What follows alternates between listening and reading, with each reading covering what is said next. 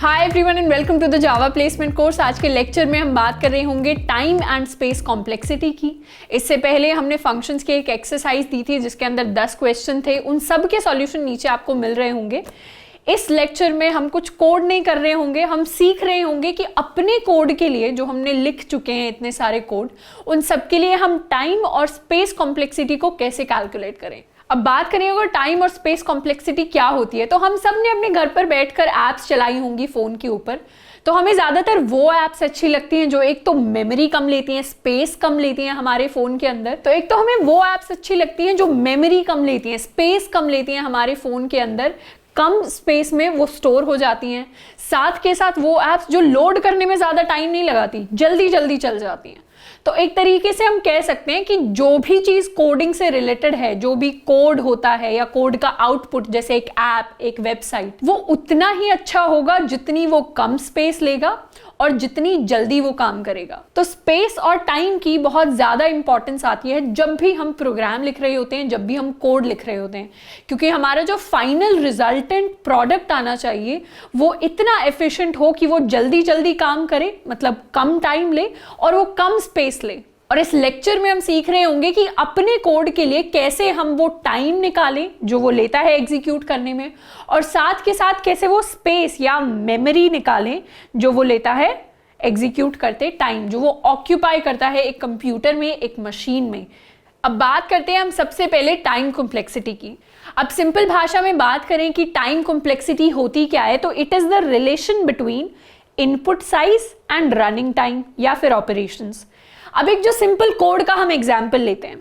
एक simple code है जिसमें हमने सिर्फ मेन फंक्शन लिखा हुआ है। मेन फंक्शन के अंदर हमने एक प्रिंट स्टेटमेंट लिख दिया जिसके अंदर हेलो हमने टाइप किया हुआ है। अब ये जो प्रोग्राम है इसके अंदर एक ही ऑपरेशन परफॉर्म हो रहा है, तो हम कह सकते हैं कि एक ऑपरेशन को परफॉर्म होने में बहुत कम टाइम लगता है एक कंप्यूटर के अंदर, एक कोड के अंदर, तो उतना ही यूनिट टाइम इस कोड में लग रहा होगा।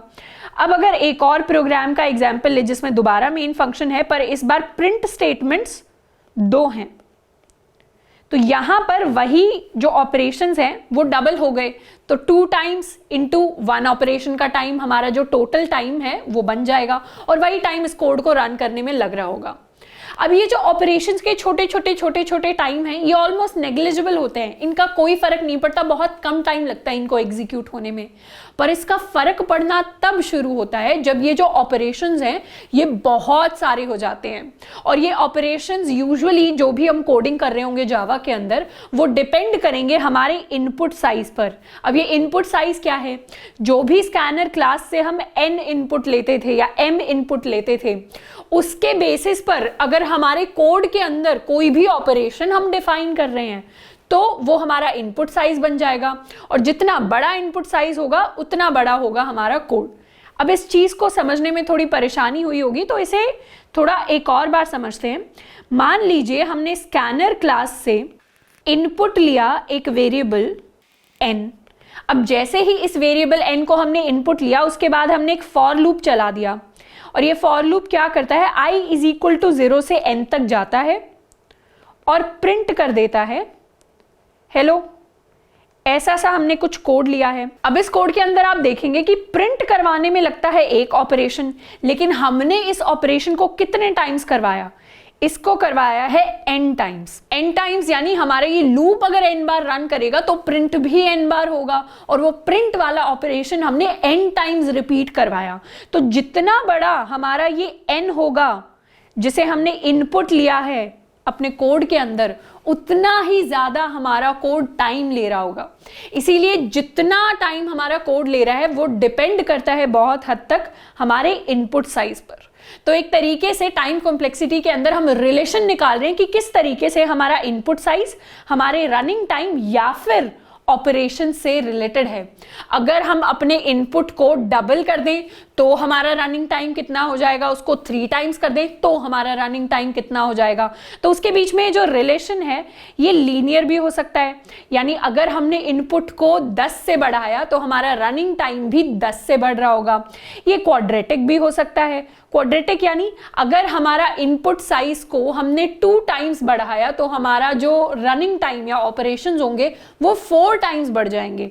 ये क्यूबिक भी हो सकता है। रनिंग टाइम अगर 2 टाइम्स बढ़ा तो हमारे ऑपरेशंस 8 टाइम्स बढ़ जाएंगे। ये log n वाला रिलेशन भी हो सकता है, ये स्क्वायर रूट वाला रिलेशन भी हो सकता है, और इसी तरीके से मल्टीपल रिलेशंस निकल कर आ सकते हैं। और हमारा कोड उतना ही अच्छा होगा जितना छोटा हमारा रिलेशन होगा, जितनी कम तेजी से हमारे ऑपरेशंस बढ़ रहे होंगे हमारे इनपुट साइज के साथ। अब थोड़े से एग्जांपल्स के साथ हम टाइम कॉम्प्लेक्सिटी देखेंगे कुछ कुछ कोड्स की, एंड उससे हमें बहुत क्लियरली समझ में आएगा कि टाइम कॉम्प्लेक्सिटी के बारे में हम बात कर रहे हैं तो हम क्या बात कर रहे हैं। सबसे पहले एग्जाम्पल लेते हैं। इस एग्जाम्पल में हमें दिया हुआ है एक फंक्शन, मेन फंक्शन के अंदर हमने एक इनपुट लिया है n, उसके बाद एक लूप चल रहा है n टाइम्स। तो एक तरीके से हम कह सकते हैं कि अगर हमारा इनपुट n है तो हमारे जो टोटल नंबर ऑफ ऑपरेशंस होंगे, हमारा जो रनिंग टाइम होगा कोड भी, वो भी n होगा। तो एक तरीके से हमारा जो टाइम है, time complexity is nothing but the number of operations जो हम कर रहे हैं कोड के अंदर, या उसका रनिंग टाइम, वो डायरेक्टली प्रोपोर्शनल है हमारे इनपुट n से। यानी जैसे जैसे आप n बढ़ाते जाएंगे उसी गति से हमारे ऑपरेशंस बढ़ रहे होंगे, हमारी टाइम कॉम्प्लेक्सिटी बढ़ रही होगी। तो कुछ इस तरीके से हम निकाल सकते हैं कि ये जो रिलेशन है ये एक लीनियर रिलेशन है। अब टाइम कॉम्प्लेक्सिटी हम 3 तरीके से निकालते हैं। इनमें से सबसे पहला होता है बेस्ट केस टाइम कॉम्प्लेक्सिटी, फिर एवरेज केस टाइम कॉम्प्लेक्सिटी, और फिर वर्स्ट केस टाइम कॉम्प्लेक्सिटी। अब नाम से ही काफी क्लियर हो रहा है कि बेस्ट केस टाइम कॉम्प्लेक्सिटी वो है कि वो मिनिमम टाइम जिसमें अगर बेस्ट केस दिया हो हमारे कोड में तो हमारा कोड चल जाए। एवरेज यानी वो एवरेज टाइम जिसमें मोटा मोटी करके अगर हम देखेंगे तो हमारा कोड इतने एवरेज टाइम में चल रहा होगा। और वर्स्ट टाइम यानी कुछ भी हो जाए, हमारा कोड जो है वो इस टाइम को एक्सीड नहीं कर रहा होगा। इसको एग्जांपल से समझते हैं। मान लीजिए हमारे पास नंबर्स दिए हुए हैं 1 2 3 4 5 और हमें ढूंढना है इस पूरी की पूरी लिस्ट में से एक नंबर 1 के लिए। अब इन नंबर का ऑर्डर जो है वो चेंज हो सकता है। मान लेते हैं पहला ऑर्डर जो हमें दिया है दैट इज 1 2 3 4 5 और हमें सर्च करना है 1 के लिए। अब हम 1 के लिए सर्च करने निकलेंगे तो पहली ही पोजीशन पर, यानी पोजीशन इज इक्वल टू 1 पर हमें 1 मिल गया और इसके बाद हमें सर्च करने की जरूरत नहीं है। तो कितने ऑपरेशंस लगे? हमें एक ऑपरेशन लगा, यानी एक यूनिट ऑफ टाइम लगा हमें।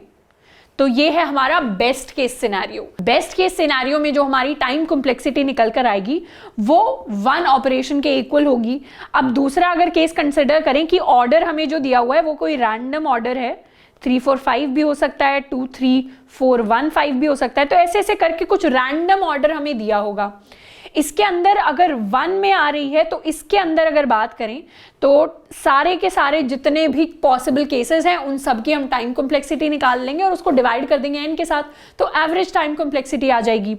बेस्ट केस में हमारे पास एक ऑपरेशन लग रहा था, सेकेंड बेस्ट केस वो होगा जिसमें दूसरी पोजीशन पर मिल जाए, उसके बाद तीसरी पर, चौथी पर और फाइनली 5वीं पर, डिवाइडेड बाय 5। अब इसी चीज को जनरलाइज कर दें तो ये होगा 1 + 2 जब तक ये n तक नहीं जाता, डिवाइडेड बाय n, जहां पर आ रहा होगा ऊपर जो है वो है फर्स्ट n नंबर्स का सम, यानी n × n + 1/2 divided by n। तो ये हमारा आ रहा है n + 1/2। तो ये टाइम लग रहा होगा हमारे एवरेज केस में। तो इस तरीके का रिलेशन रहेगा। ये अगर हम ध्यान से देखेंगे तो एक लीनियर रिलेशन ही आएगा एक तरीके से, क्योंकि डायरेक्टली प्रोपोर्शनल टू n ही बन रही है इसमें कंडीशन। अब अगर अपने थर्ड केस की बात करें which is the worst case, तो वर्स्ट केस के अंदर हमारे जो नंबर्स अरेंज होंगे वो कुछ इस तरीके से अरेंज होंगे 5 4 3 2 1, या फिर सामने वाले नंबर्स का कुछ भी अरेंजमेंट हो सकता है। हमारा 1 जो है वो लास्ट में होगा। अब 1 तक पहुंचने के लिए हमें हमेशा n स्टेप्स तो उठाने पड़ेंगे और यहाँ पर n = 5 है। अब जैसे ही ये 5 बढ़कर 10⁵ हो जाएगा, यानी हमारे पास 1 लाख नंबर्स अगर आ गए तो हमें 1 लाख स्टेप्स उठाने पड़ेंगे। तो इस तरीके से यहाँ पर जो डायरेक्टली प्रोपोर्शनल होगा वो आ जाएगा n के साथ। तो ये बन जाएगी हमारी वर्स्ट केस की टाइम कॉम्प्लेक्सिटी। वर्स्ट केस में हम डायरेक्टली प्रोपोर्शनल करेंगे अपनी टाइम कॉम्प्लेक्सिटी को अपने इनपुट साइज n के साथ। इस एग्जाम्पल के लिए एवरेज केस में भी n के साथ कर रहे हैं और बेस्ट केस के लिए कर रहे हैं हम 1 के साथ। अब इस चीज को रिप्रेजेंट करने का एक फिक्स तरीका होता है कोडिंग के अंदर। फिक्स तरीका क्या होता है कि बेस्ट केस के लिए आप इसे लिख दे ω(1), इस सिंबल को हम कहते हैं ओमेगा, तो इसे लिखते हैं ω(1). एवरेज केस को हम कहते हैं, इसे लिख दे θ(, सिंस n आया था n + 1/2, और वर्स्ट केस को लिख दे बिग O (n). तो यहाँ पर बेस्ट केस की टाइम कॉम्प्लेक्सिटी हो जाएगी ओमेगा ऑफ 1, एवरेज केस की थीटा ऑफ n, जिसमें n+1/2 इज अल्टीमेटली n, और वर्स्ट केस में हो जाएगा बिग O ऑफ n। अब जब भी हम टाइम कॉम्प्लेक्सिटी इन जनरल बात कर रहे होंगे हमारे इंटरव्यूज तक या कोडिंग करते टाइम, कॉम्पिटिटिव कोडिंग करते टाइम, तो हम हमेशा लेंगे वर्स्ट केस टाइम कॉम्प्लेक्सिटी। तो जब भी हम टाइम कॉम्प्लेक्सिटी की बात करेंगे हम बिग O में बात करेंगे। वर्स्ट केस क्यों? क्योंकि हम वो वर्स्ट केस निकालना चाहते हैं जिससे ऊपर हमारा कोड कभी टाइम लेगा ही नहीं। अगर हमने वो निकाल लिया तो उस हिसाब से हम अपनी चीजें सिस्टमैटिकली सॉर्ट आउट कर सकते हैं। तो हम एवरेज केस और बेस्ट केस को निकाल सकते हैं पर हम उसे कंसिडर नहीं करते, हम बात करते हैं हमेशा अपने वर्स्ट केस टाइम कॉम्प्लेक्सिटी की। और ये जो सिंबल्स हैं ये कुछ नहीं है, बस टाइम कॉम्प्लेक्सिटीज को रिप्रेजेंट करने का एक तरीका है। अब टाइम कॉम्प्लेक्सिटीज पर एक और जो थ्योरम है कोडिंग के अंदर उसे हम कहते हैं मास्टर्स थ्योरम। हम आने वाली क्लासेस में मास्टर्स थ्योरम के बारे में भी पढ़ रहे होंगे। इस क्लास में चीजें ज्यादा कॉम्प्लेक्स ना हो जाए इसलिए यहां पर नहीं पढ़ रहे। एक और एग्जाम्पल लेंगे तो हमारा बेस थोड़ा बनेगा। इस एग्जाम्पल के अंदर हमने इनपुट ले लिया है n। अब यहाँ पर एक फॉर लूप हम चला रहे हैं जो चलेगा n टाइम्स, और फॉर लूप के अंदर एक और फॉर लूप है। इस कॉन्सेप्ट के बारे में हमने पढ़ लिया है, इसे कहते हैं नेस्टेड। अब अगर बात करें कि अंदर वाला ये जो प्रिंट स्टेटमेंट है ये कितनी बार रन होगा, यानी कितने ऑपरेशंस इस कोड के अंदर परफॉर्म हो रहे होंगे, तो इसको थोड़ा ड्राई रन करके देखते हैं। सबसे पहले एनालाइज करेंगे आउटर स्टेटमेंट। अगर हम n = 5 के लिए एक केस ले लें तो क्या होगा, बाहर वाला जो आउटर लूप होगा वो रन करेगा i = 0 के लिए, i = 1 के लिए, i = 2, i = 3, i = 4 and i = 5 के लिए रन नहीं करेगा, सिर्फ 4 तक जाएगा। और जैसे ही i की वैल्यू 0 होगी, यानी फर्स्ट केस के अंदर इनर लूप या इसे हम नेस्टेड लूप अगर कहें तो वो रन करेगा फिर से n टाइम्स। तो वहां पर भी j की जो वैल्यू है वो पहले 0 होगी, फिर 1 होगी, फिर 2, 3, 4 और 5 नहीं होगी, सिर्फ 4 तक जाएगी। तो इस तरीके से अगर हमारे n की वैल्यू बढ़ जाती तो i = 0 के लिए लूप रन करता n टाइम्स। अब i = 1 के लिए भी सेम चीज होगी, j की वैल्यू पहले बनेगी 0, फिर 1, फिर 2, फिर 3, फिर 4। इस तरीके से i = 1 के लिए भी इनर लूप रन करेगा n times, same for i = 2 and इसी तरीके से सारे i की वैल्यूज के लिए inner loop n times run कर रहा है। अब हम बात करें अगर कि ये i की वैल्यू कितनी बार चेंज हुई, कितनी बार हमारा आउटर लूप रन किया, तो वो था n टाइम्स। और हर आउटर लूप के रन करने पर इनर लूप कितनी बार रन किया, तो वो भी था n टाइम्स। तो टोटल टाइम कितना लगा, टोटल हेलो जो हमारा अंदर वाला ऑपरेशन है वो कितनी बार परफॉर्म हुआ, हेलो हमारा प्रिंट हुआ होगा n × n टाइम्स। तो इस पूरे के पूरे कोड की जो वर्स्ट केस टाइम कॉम्प्लेक्सिटी हमारे पास निकल कर आएगी, that will be big O of n², क्योंकि n² बार ही ऑपरेशन परफॉर्म हो रहा है, इससे ऊपर हमारा कोड कभी भी नहीं जा सकता। अब अगर बात करें एक और एग्जाम्पल की, तो उसमें हमने ये कोड लिया जिसके अंदर इस बार सिर्फ n को इनपुट नहीं किया, m को भी इनपुट किया है। अब आउटर लूप यहाँ पर चल रहा है n टाइम्स और इनर लूप चल रहा है हमारा m टाइम्स। अब यहाँ पर भी थोड़ा ड्राई रन करके देखें तो i = 0 के लिए j की वैल्यू पहले 0 होगी, फिर 1 होगी, फिर 2 एंड इसी तरीके से m तक जाएगी। सिमिलरली i = 1 के लिए j की वैल्यू पहले 0 होगी, फिर 1 होगी, 2 एंड m तक जाएगी।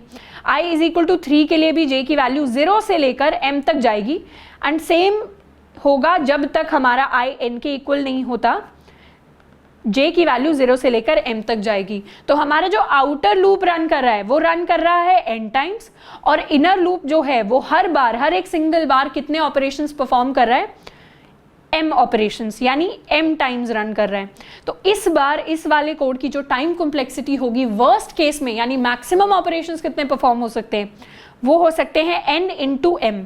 तो इस कोड की जो टाइम कॉम्प्लेक्सिटी हम कहेंगे कितनी है, वो है big O of n × m। तो कुछ इस तरीके से टाइम कॉम्प्लेक्सिटी को हम रिप्रेजेंट करेंगे। एक और एग्जाम्पल लेते हैं। इस एग्जाम्पल में हम n और m को इनपुट तो ले रहे हैं, पर यहाँ पर हम नेस्टेड लूप्स की बात नहीं कर रहे। यहाँ पर हमने 2 सेपरेट लूप्स लिखे हुए हैं। पहला लूप आपका है एक फॉर लूप जो रन करता है i = 0 से लेकर n के लिए।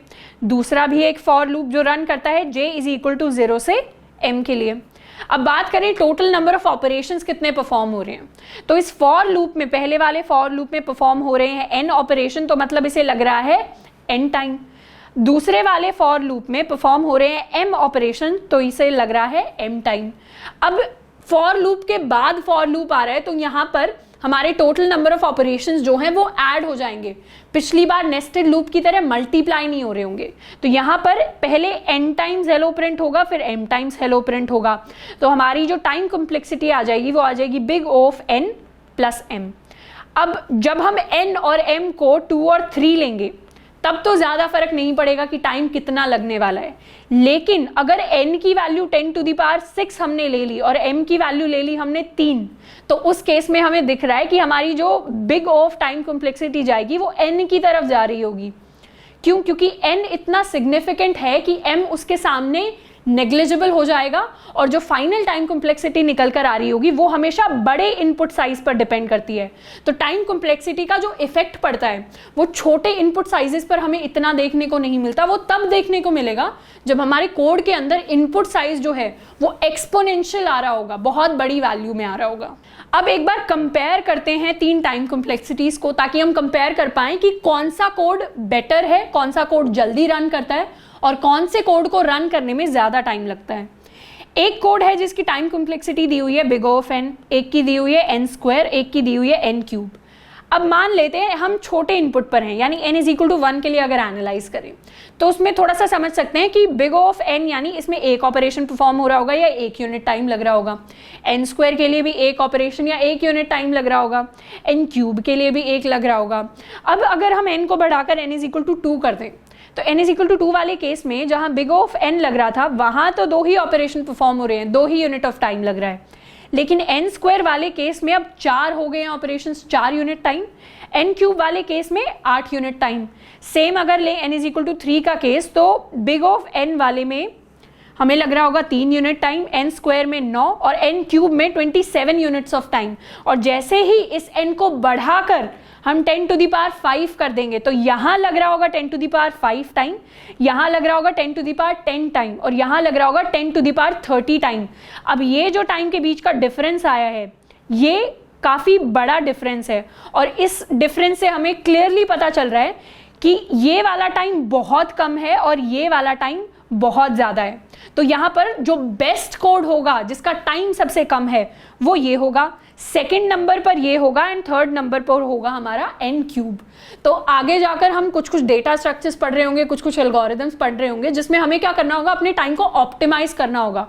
तो जैसे डायनेमिक प्रोग्रामिंग जैसी चीज़ें होती हैं जो हमारे कोड की टाइम कॉम्प्लेक्सिटी को ऑप्टिमाइज करने के लिए यूज होती हैं, तो उसमें अगर आपके कोड की टाइम कॉम्प्लेक्सिटी n⁴ तक जा रही है या फिर आपकी फैक्टोरियल तक जा रही है तो वो भी ऑप्टिमाइज होकर n² तक आ जाती है, n³ तक आ जाती है। तो काफ़ी इंपॉर्टेंट है अपने कोड के टाइम को कम से कम रखना ताकि हमारा कोड उतनी ही ज़्यादा जल्दी रन करे। अब बात कर लिया हमने कि टाइम कॉम्प्लेक्सिटी क्या होती है, पर एक और इम्पॉर्टेंट फैक्टर आएगा जो डिफाइन करेगा कि हमारा कोड कितना अच्छा है या कितना बुरा है, और वो है हमारी स्पेस कॉम्प्लेक्सिटी। एक कोड की स्पेस कॉम्प्लेक्सिटी डिपेंड करती है कि वो कोड कितनी मेमोरी में जगह ले रहा है। अब कोड मेमोरी में कितनी जगह लेगा वो डिपेंड करेगा कि कितने वेरिएबल्स मेमोरी के अंदर स्टोर होते हैं उस कोड की वजह से। अब अगर इस कोड का एग्जाम्पल लें और अपनी मेमोरी को विजुअलाइज करें तो उसमें सबसे पहले स्टोर हो रही होगी स्कैनर की कुछ ऑब्जेक्ट, उसके बाद स्टोर हो रहा होगा हमारा इंटीजर n, उसके बाद स्टोर हो रहा होगा हमारा ये वाला वेरिएबल i हमारी मेमोरी के अंदर। इसके अलावा मेमोरी के अंदर हम कुछ भी स्टोर नहीं कर रहे, हमारे सिर्फ ये 3 वेरिएबल्स जो हैं मेमोरी के अंदर स्टोर होंगे। अब हम इस इनपुट वेरिएबल n का साइज कितना भी बढ़ा दें उसका कोई फर्क नहीं पड़ेगा कि हमारा कोड मेमोरी में कितना साइज लेगा, क्योंकि हमारा जो n वेरिएबल है वो स्टोर तो एक ही बार हो रहा है और वो जो इनपुट साइज है वो किसी भी चीज को इम्पैक्ट नहीं कर रहा स्पेस की टर्म्स में, यानी n की वजह से कोई नए वेरिएबल्स तो क्रिएट हो नहीं रहे। इसीलिए n का साइज हम बढ़ाते जाएंगे, अगर एक्सपोनेंशियल भी कर दें 10⁶, 10⁻10 भी कर दें तो भी हमारी जो स्पेस है वो इस पर्टिकुलर कोड के लिए क्या रहेगी, कांस्टेंट। अब ये हमने वो केस ले लिया जिसके अंदर हमारी स्पेस कांस्टेंट रह रही होगी, हमारे इनपुट साइज पर डिपेंड नहीं करेगी। एक और केस कंसिडर करते हैं जिसमें हमारी स्पेस जो है वो डिपेंड करेगी हेविली हमारे इनपुट साइज पर। अब इसमें बात करेंगे एक नए डेटा स्ट्रक्चर की जिसको कहते हैं हम एरेस। एरेस के बारे में हम आगे पढ़ रहे होंगे, पर इसकी बेसिक डेफिनेशन ये है कि अगर आपको एक ही टाइप के बहुत सारे वेरिएबल्स बनाने होते हैं तो आप इनको एक लिस्ट की फॉर्म में बना सकते हैं। जैसे अगर हमें काफ़ी सारे नंबर स्टोर करने हैं तो हम या तो x, y, z, a, b, c ये 6 वेरिएबल्स बनाए अपनी मेमोरी के अंदर, या फिर हम एक पूरी की पूरी लिस्ट बना लें जिसके अंदर पहला नंबर स्टोर कर दें, फिर दूसरा नंबर स्टोर कर दें, तीसरा, चौथा, पांचवा एंड फाइनली अपना 6 नंबर स्टोर कर दें। तो यूजुअली हम जो प्रेफर करते हैं एक नंबर्स की लिस्ट को स्टोर कराने के लिए वो एक एरे डेटा टाइप को प्रेफर करते हैं। तो एक तरीके से हमने एरे बना लिया। अब मान लेते हैं 6 की जगह हमें 10 to the power 5 number store कराने हैं, तो हमारे ये जो एरे का साइज होगा ये कहाँ तक जाएगा, ये साइज चला जाएगा 10 टू द पावर 5 तक। तो ये वो केस है जिसमें हमारा जो इनपुट साइज है वो बढ़ा रहा है हमारी मेमोरी स्टोरेज को, यानी जितना ज़्यादा हम अपने इनपुट वेरिएबल n को बढ़ा देंगे, वो नंबर्स जिन्हें हमें स्टोर करवाना है, उतना ज़्यादा हमारा कोड मेमोरी में कितनी जगह ले रहा है वो भी बढ़ता जाएगा। तो ये वो केस है जिसमें हमारी जो स्पेस कॉम्प्लेक्सिटी है वो हेविली डिपेंड कर रही होगी हमारे इनपुट साइज पर। अब स्पेस कॉम्प्लेक्सिटी एरेज पर कैसे डिपेंड करती है वो हम एरेज वाले लेक्चर्स में ज़्यादा एक्सटेंसिवली सीख रहे होंगे। अभी के लिए बस ये जानना है कि कुछ केसेस में हमारा इनपुट साइज अफेक्ट करता है हमारी मेमोरी को और कुछ केसेस में नहीं करता। जिन केसेस में कर रहा है उन कोड्स में हमें ध्यान रखना होता है कि हम कम से कम मेमोरी को यूज़ करें ताकि हमारा कोड ज़्यादा एफिशिएंट हो, क्योंकि मेमोरी साइज सिर्फ हमारे कंप्यूटर को, हमारी मशीन को अफेक्ट नहीं करता, मेमोरी से रीड करने में और राइट करने में भी एक्स्ट्रा ऑपरेशंस लगते हैं हार्डवेयर लेवल पर, जिनको हम अवॉइड करना चाहते हैं, जिसकी वजह से अल्टीमेटली टाइम भी थोड़ा बहुत इंक्रीज होता है। तो आई होप कि आज की वीडियो से हम ये लेकर जा रहे होंगे कि टाइम जितना कम हो हमारे कोड का उतना कोड अच्छा है, स्पेस जितनी कम हो हमारे कोड की उतना कोड अच्छा है। नीचे हमने इस वीडियो लेक्चर के आपको नोट्स दे दिए हैं, उसके साथ साथ कुछ क्वेश्चंस दिए हैं जिनको आई होप कि आप सॉल्व कर रहे होंगे। मिलते हैं नेक्स्ट वीडियो में। Till then keep learning and keep exploring.